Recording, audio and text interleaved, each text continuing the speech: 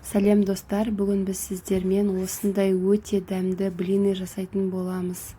Менімен бірге болыңыздар. Менің каналым жаңадан ашылғандықтан маған қолдау білдіріп, тіркеліп лайк басып отырыңыздар.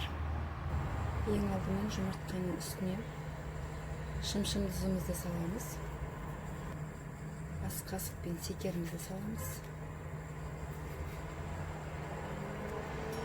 Одан кейін сұйық майымызды құямыз.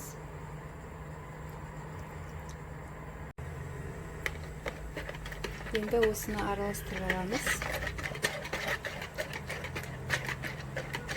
Үстіне жылы сүтімізді құямыз.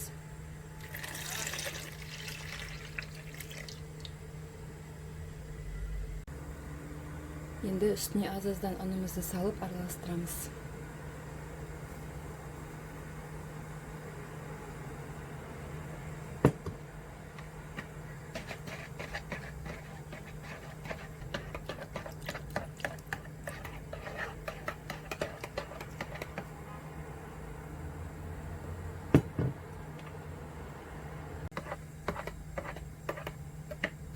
Аударамыз.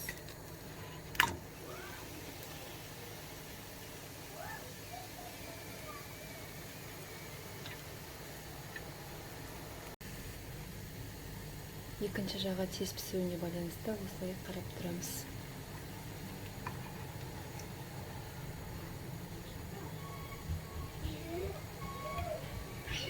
Міне бүгінгі біздің блиніміз дайын болды. Өте жұқа, міне нәзік.